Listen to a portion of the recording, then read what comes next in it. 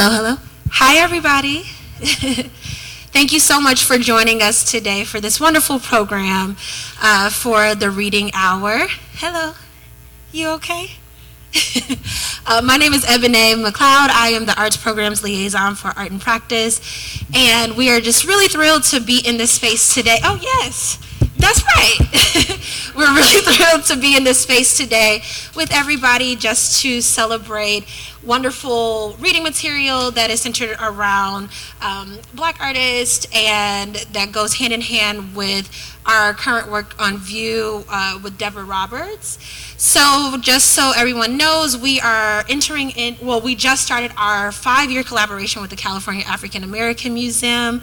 So from 2022 to 2026, we will be in collaboration with this wonderful institution. So both of the institutions merged together to create some really wonderful program and exhibitions. And this is the first, well, one of many of the programs that we have around different exhibitions, and I'm really excited to introduce everyone to Ednita Kelly. She is a librarian of 16 years based out of the San Pedro branch, and she rides the Los Angeles Public Library bike, which gives away free books to the community. And we are really excited to have you with us, and we cannot wait to see all of the wonderful books that you are going to be reading today. So let's just give her some energy today. We can go ahead and clap. And I'll pass it. Thank you, Ebony. Okay, hi everyone. So, as she said, my name is Miss Ednita, and I'm so excited to read some stories to you today. I chose some of my favorite books to read to kids, and then some of the new books that have come in over the last couple of years that are just really affirming and fun for little children, chocolate drops, that they might like and see themselves. In fact, Isa already, she said, hey, that little girl has hair like mine, and that's exactly like what we want to have when we see books. We want the books to represent us, you know what I mean?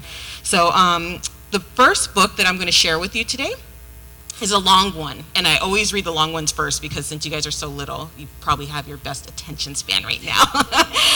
And this is a tall tale by Jardine Nolan and illustrated by Kadir Nelson. It's called Thunder Rose, and this is one of the very few African American or Black tall tales, because usually tall tales in America are about white people. And so Jardine Nolan wanted to do a tall tale about a little Black girl because she loved tall tales when she was growing up. And so this is the one that she created.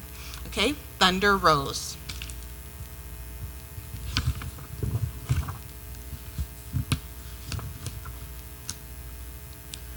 Rose was the first child born free and easy to Jackson and Millicent Magruder. I recall most vividly the night she came into this world. Hailing rain, flashing lightning, and booming thunder pounded the door, inviting themselves in for the blessed event.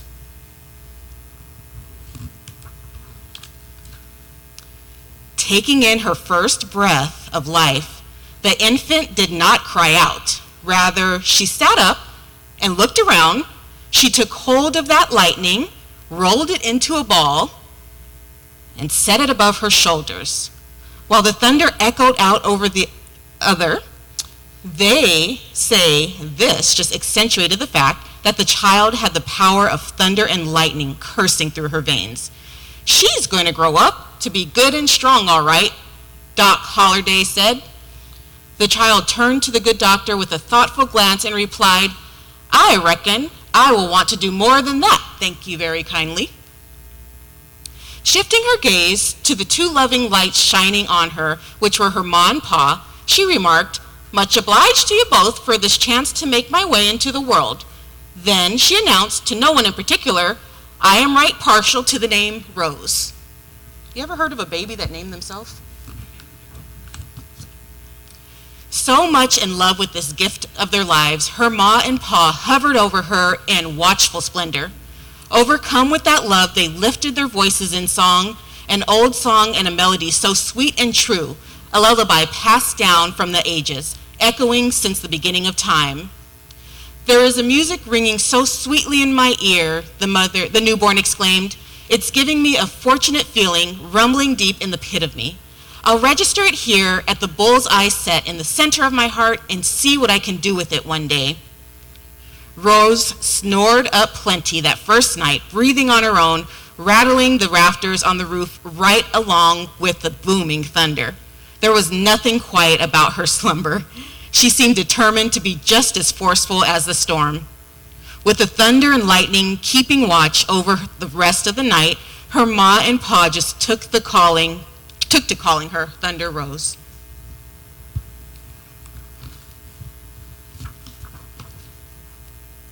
The next morning, when the sun was high yellow in the billowy blue sky, Rose woke up hungry as a bear in spring, but not the least bit ornery. Minding her manners, she politely thanked her ma for the milk, but it was not enough to quench the hungry thirst. Rose preferred instead to drink the milk straight from the cow. Her ma was right grateful to have such a resourceful child. No other newborn had the utter strength to lift a whole cow clear over her head and almost drink it dry. In a moment's time, Rose did, and quite daintily so. She was as pretty as a picture, had the sweetest disposition, but don't let yourself be misled. The child was full of lightning and thunder.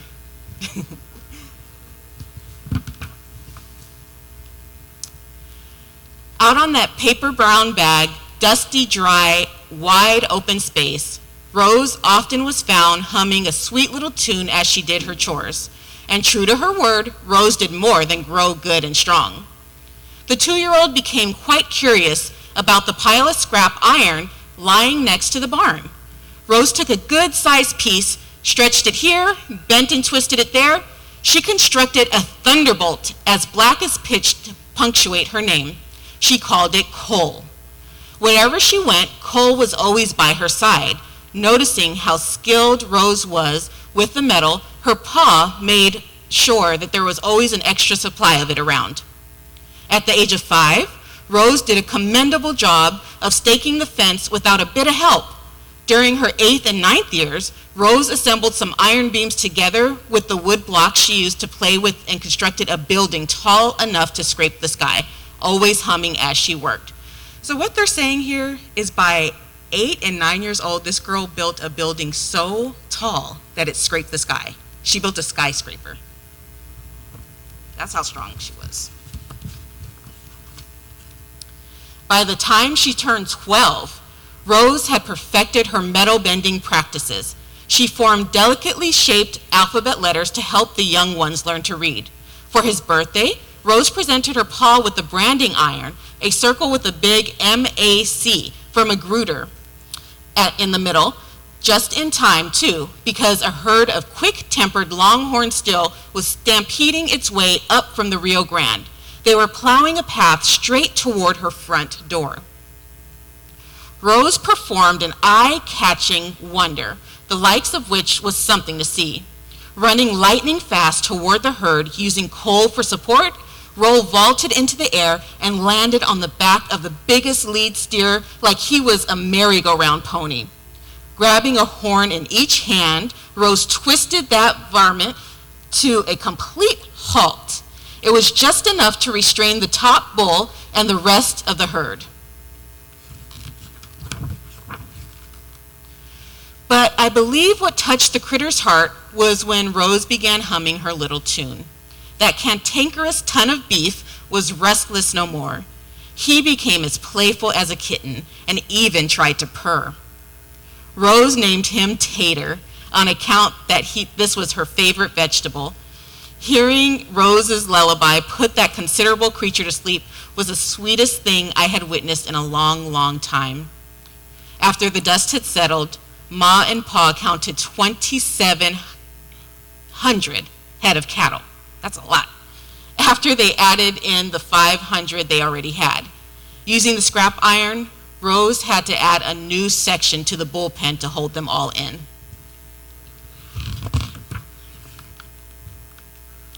"What did you do with the wire, Rose?" Ma asked, surprised and pleased at her daughter's latest creation. "Oh, that," she said. "While I was staking the fence, Pa asked me to keep little Barbara J company. That little twisty pattern seemed to make the baby laugh. So I like to think of it as Barbara's wire." "That was right clever of you to be so entertaining to the little one like that," her ma said. Rose just blushed. Over the years, that twisty wire caught on, and folks just called it barbed wire. You ever heard of barbed wire? Thunder Rose created it. Rose and her pa spent the whole next day sorting the animals that had not been branded. One day soon, before the cold weather gets in, she told her pa, "I'll have to get this herd up to Chisholm Trail and to market in Albine. I suspect Tater is the right kind of horse for the long drive northward."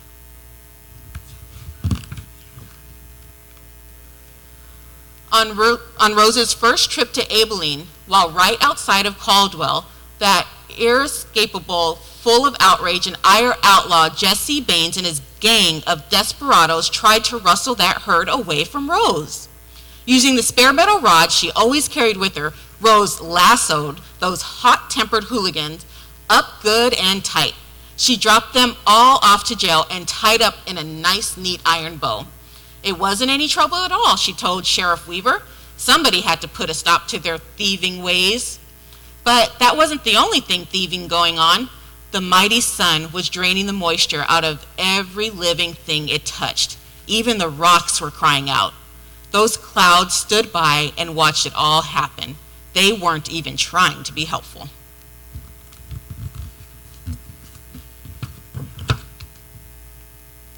Why, the air had turned so dry and sour, time seemed to all but stand still, and there was not a drop of water in sight. Steer will not move without water, and that was making those bulls mad, real mad.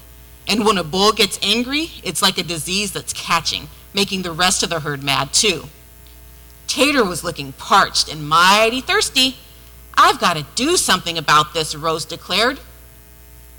Stretching out several iron rods, lasso fashion, then launching coal high in the air, Rose hoped she could get the heavens to yield forth. She caught hold of a mass of clouds and squeezed them so hard, real hard, all the while humming her song. Gentle rain began to fall, but anyone looking could see there was not enough moisture to refresh 2 ants, let alone a herd of wild cows. Suddenly, a rotating column of air came whirling and swirling around, picking up everything in its path. It sneaked up on Rose. "Whoa there now, just hold on a minute," Rose called out to the storm. Tater was helpless to do anything about the sort of wind. Those meddlesome clouds caused it. They didn't take kindly to someone telling them what to do. And they were set on creating a riotous rampage all on their own. Oh, this riled Rose so much. She became the only 2-legged tempest to walk the western plains. "You don't know who you're fooling with," Rose called out to the storm. Her eyes flashed lightning. She bit down and gnashed thunder from her teeth. I don't know why anyone would want to mess with a pretty young woman who had the power of thunder and lightning coursing through her veins, but pity for them, the clouds did. Rose reached for her iron rod, but there was only one piece left. She did not know which way to turn. She knew coal alone was not enough to do the job. Unarmed against her own growing thirst and the might of the elements, Rose felt weighed down. Then that churning column split, and now there were 2.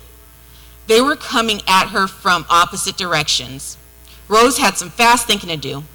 Never being one to bow down under pressure, she considered her options, for she was not sure how this would all come to an end.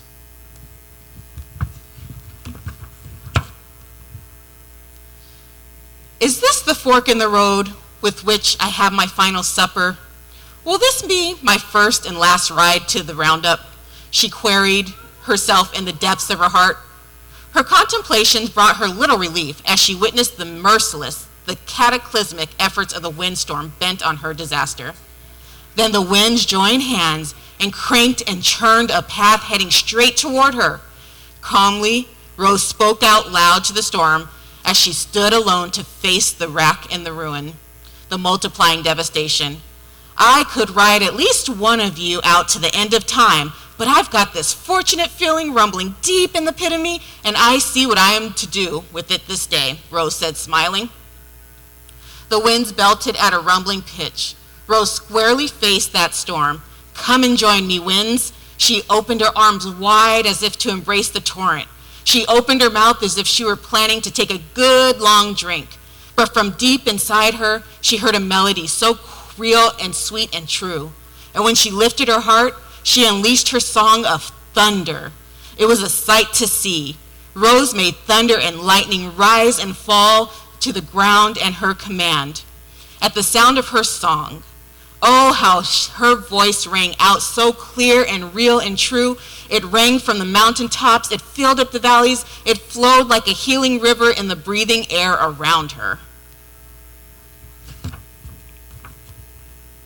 Those tornadoes, calmed by her song, stopped their churning masses and raged no more.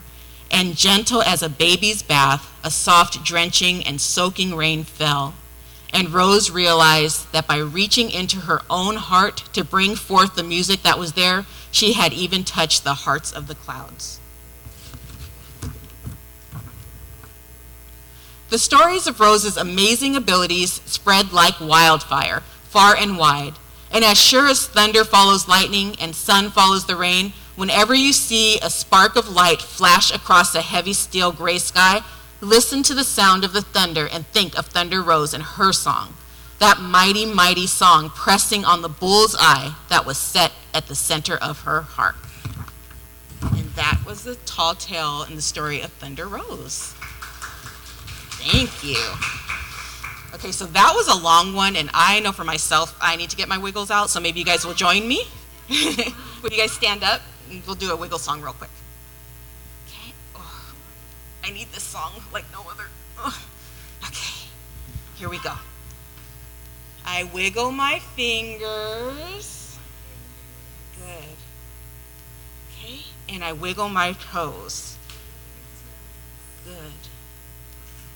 I wiggle my shoulders. Ooh, I felt a crack. Oh, that felt good. Okay, and I wiggle my nose. You look funny. Okay, now that my wiggles are all out of me, I am as quiet as I can be. Okay, and you guys can go ahead and have another seat. Okay, so the next book that I'll share is Hair Love. I know you wanted to read this one. This book is by Academy Award-winning creator Matthew A. Cherry and illustrated by Vashti Harrison. And I love this book so much.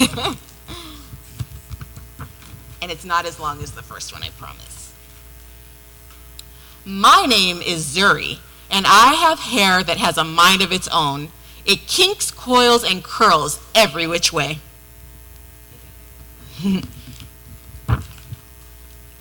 Daddy tells me it is beautiful, and that makes me proud. I love that my hair lets me be me. In funky braids with beads, I am a princess.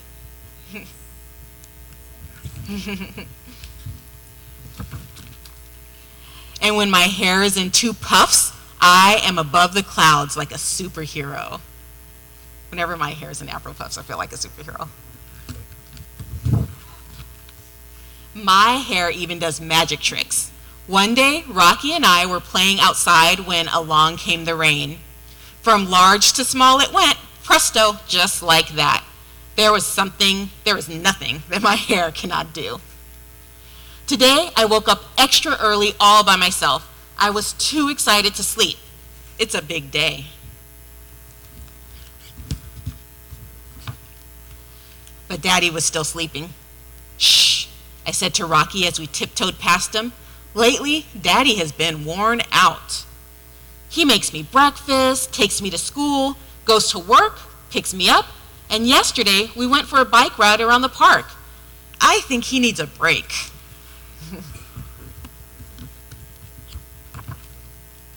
Because today is special, I want a perfect hairstyle.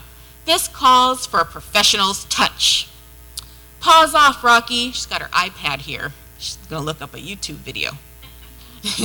Daddy heard the crash. Zuri, what on earth? He asked.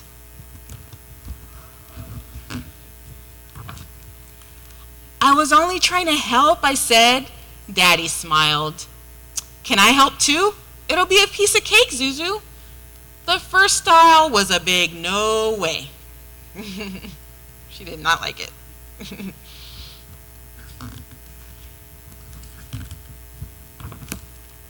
The second one was no better. No, Daddy. I kind of like the second one. It's like goddess braids. I think they're cute. Then Daddy tried slicking my hair into 2 puffs. Ouch, Daddy yelled. You see that rubber band snap in his eye?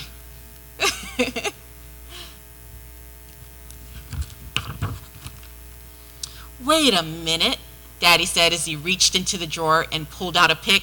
Ta-da! Daddy, really? I said. I'll be right back, he promised. Poor guy, he has a big smile on his face. He's like trying so hard. Now, how's that, he asked, pulling a hat down over my eyes. Daddy, come on. We can do better than that. I really need my hair to be special. Don't worry, he said. We'll figure this out. Then I had a great idea.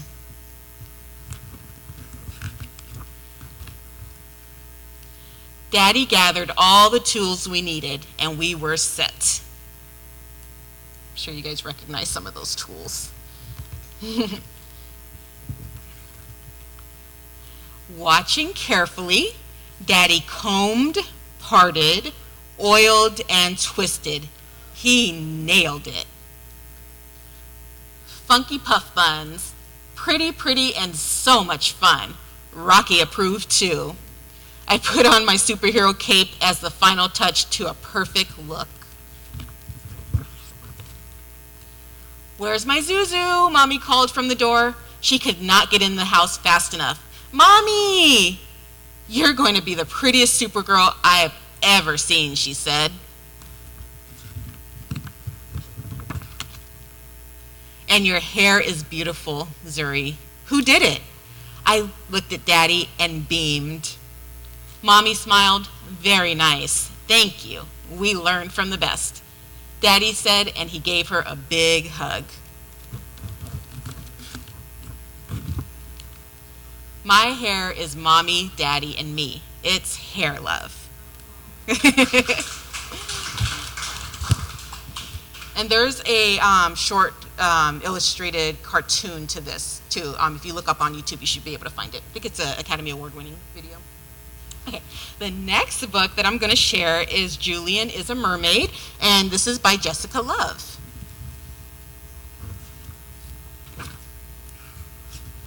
Julian is a mermaid. This is a boy named Julian, and this is his abuela, and those are some mermaids. Julian loves mermaids.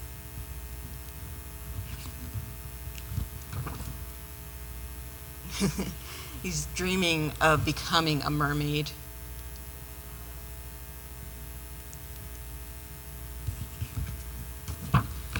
Oh my gosh, look at how beautiful.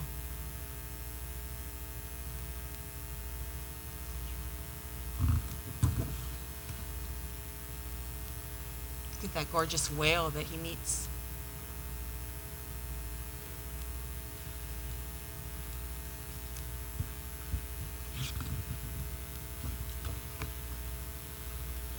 Vámonos, mijo. This is our stop. He says bye to the mermaids.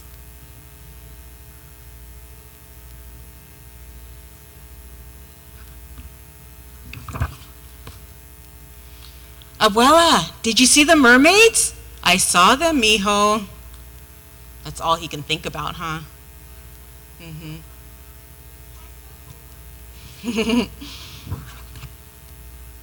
Abuela, I'm also a mermaid. I'm going to take a bath. You be good. Famous last words. Julian has a good idea. What's he doing? He's going to make his dream come true. Oh, I think he has what he needs. Look at that.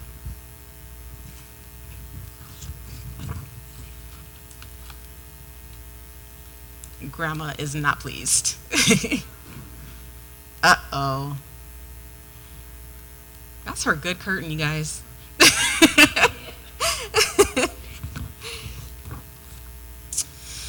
I think he thinks he's in trouble. Come here, mijo.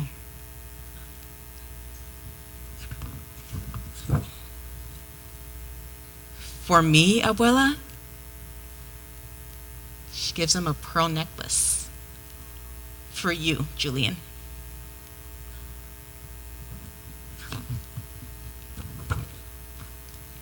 Where are we going? You'll see, says abuela.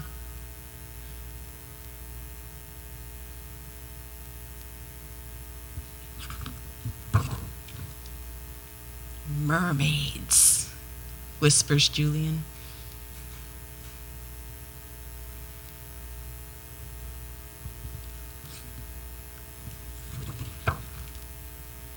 Like you, mijo. Let's join them.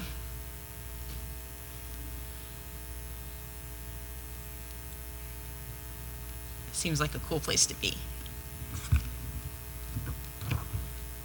And they do.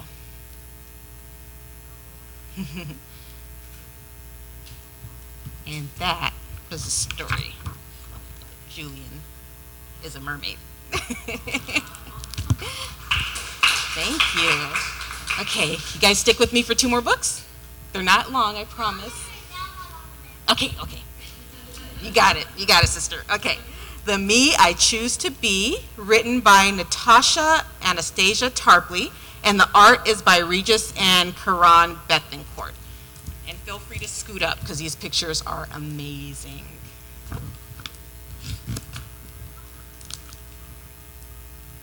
Some may think they know who I am, but here's what you must understand.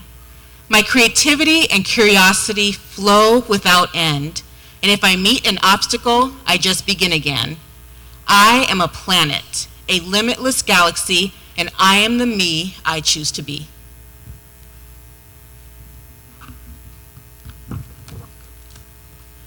I am hope, passed down through the generations. I am a bridge builder, connecting people and nations.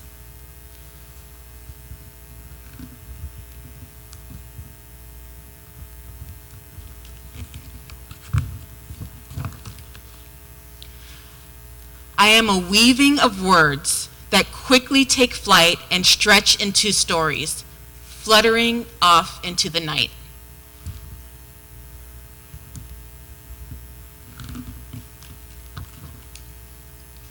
I am a conjurer, imagining realms that aren't yet there.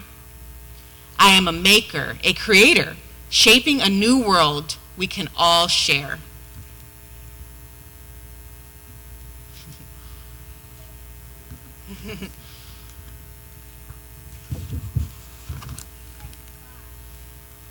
My creativity and curiosity flow without end, and if I meet an obstacle, I just begin again. I am a planet, a limitless galaxy, and I am the me I choose to be.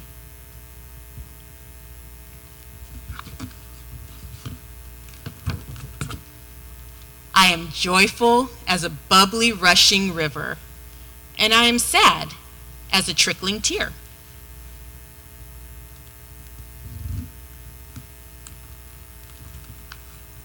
I am a tiny bird watching the world from afar, and I am a friend who loves to be near. And there's something else about me, maybe harder to see. I am not that cool. I don't always know what to say, and every so often I go the wrong way. Sometimes it seems I have 2 left feet, but that just means I am a free spirit.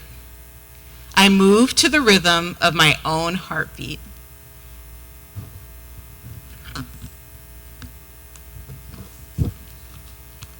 I am a star dancing across the night sky. I am the night sky, unnoticed as stars fly by. It's hard not to care when people pretend you aren't there, but then I remember My creativity and curiosity flow without end, and if I meet an obstacle, I just begin again. I am a planet, a limitless galaxy, and I am the me I choose to be.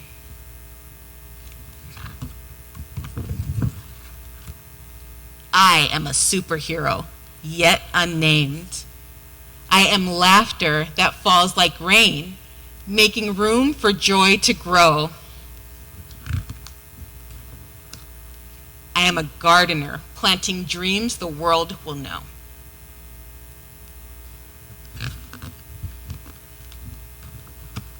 I am wind with the strength to bend trees. I am light, traveling the universe with ease.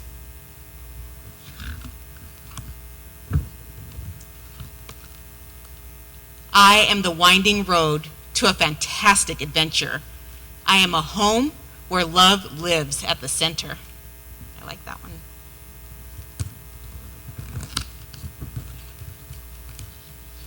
I am all these things and more, you see, because I am the me I choose to be.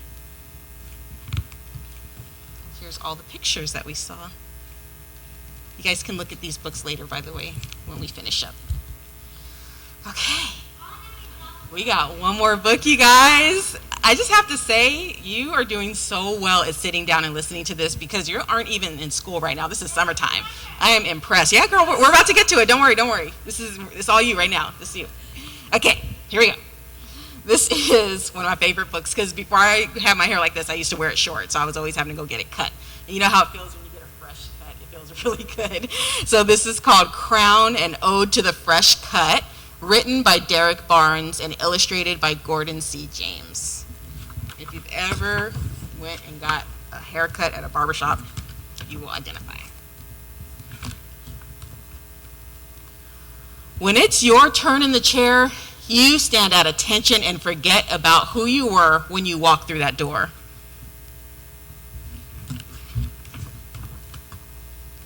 You came in as a lump of clay, a black canvas, a slab of marble. When my man is done with you, they'll want to post you up in the museum. That's my word. He'll drape you like royalty with that cape to keep the fine hairs off your neck and your princely robes. It's amazing what the right fade, high, low, bald does for your confidences. Dark Caesar. Who knows? You might just smash that geography exam tomorrow and rearrange the entire principal's honor roll. A fresh cut does something to your brain, right? It hooks up your intellectual. You're a star, a brilliant, blazing star. Not the kind that you'll find on a sidewalk in Hollywood. Nope, they're going to have to wear shades when they look up to catch your shine.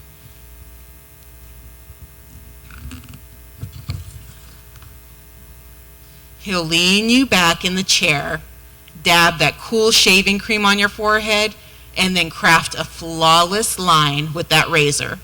Slow, steady, and surgical. It frames your swagger. The cute girl in class across the way won't be able to keep her pretty eyes off you.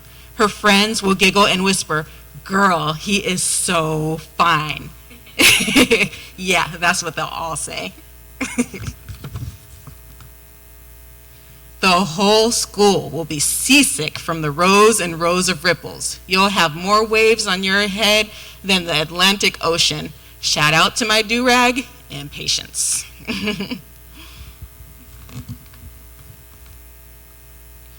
There's a dude to the left of you with a faux hawk, deep part, skin fade. He looks presidential. Maybe he's the CEO of a tech company that manufactures cool. He's a boss. That's how important he looks. Dude to the right of you looks majestic. There are thousands of black angels waiting to guide and protect him as soon as he steps a foot out that door. That's how important he looks.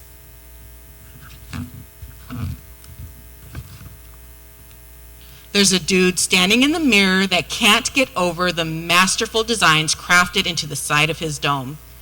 Everywhere he goes, people will ask for his autograph. He looks that fresh. He looks like he owns a few acres of land on Saturn. Maybe there's a river named after him on Mars. He looks that important.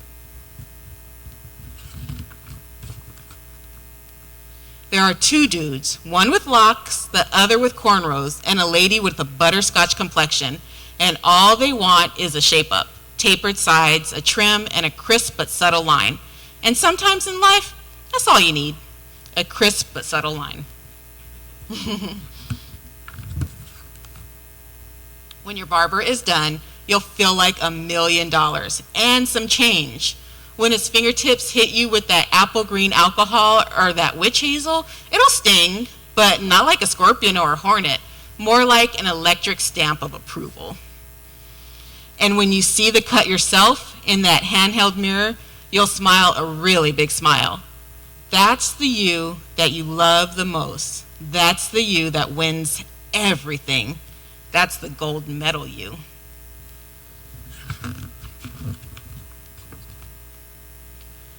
Every person in the shop will rise to their feet and give you a round of applause for being so fly. Okay, not really, but they'll look like they want to. You'll see it in their eyes. It's the look your English teacher gives you when she hands you your last test with a bright red 97 slapped on it. It's how your mother looks at you before she calls you beautiful. Flowers are beautiful. Sunrises are beautiful. Being viewed in your mother's eyes as someone that matters, now that's beautiful. And you'll take it. You don't mind at all. Finally, he'll remove your cape, then swipe you down with a brush made from golden horsetail. You'll put the money in his hand without even expecting change back. Tip that man. Tip that man. It was worth it. It always is. You know why? Because you'll leave out of the shop every single time feeling the exact same way. Magnificent, flawless, like royalty. Hello, world. And that was the story called Crown, an ode to the fresh cut. All right, guys, well, that's my time. Thank you for coming and listening to stories. You're welcome. So all of these books, like we said earlier, I'm with the San Pedro Library of the LA Public Library. So you can check out all of these books from your local library and so many more like them. There are so many great books that have been published within the last maybe 5 years, but then also classic books too that just really show a lot of great representation of little brown chocolate drops, just like you guys. So if you want to go see those, you can always ask your local librarian at either the Baldwin Hills branch or the Exposition branch. I think those are our closest ones here. Okay, thank you. Bye.